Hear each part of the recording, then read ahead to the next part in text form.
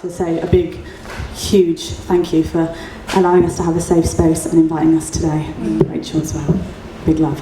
I was having a little think about what to read today, and I remember I used to always argue with people at work about the book Lolita, and I'd always be, I remember one man said to me once, "Oh, but you feel so sorry for the main character, he's called Humbert Humbert, and he falls in love with, seduces a 12-year-old girl who he marries her mother, and then it's, yeah." And I was just like, no way. And then he said, "Well, have you read it?"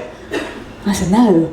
So I had this moment where I understand it's a very important piece of literature, and I was like, okay. And I walked into Waterstones, and I went up to the front, and I went to the front. I went up to the books, and I picked Lolita up, and on the cover there was a picture of a obviously very young girl looking incredibly sad, and I went up to the man behind the counter and I said, "I don't want this cover."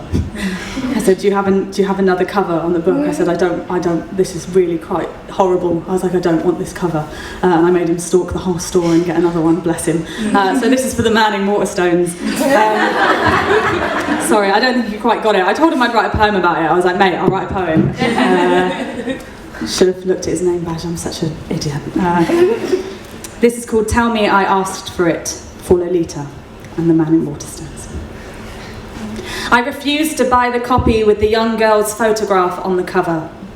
I had seen those eyes before, smiling 2/3 full, but only because someone else had drank the rest without asking.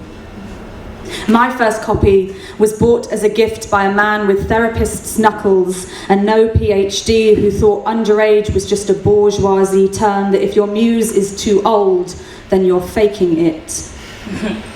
I read my own copy on the tube, behind heart-shaped sunglasses, vetting men and their curious looks, owing her everything.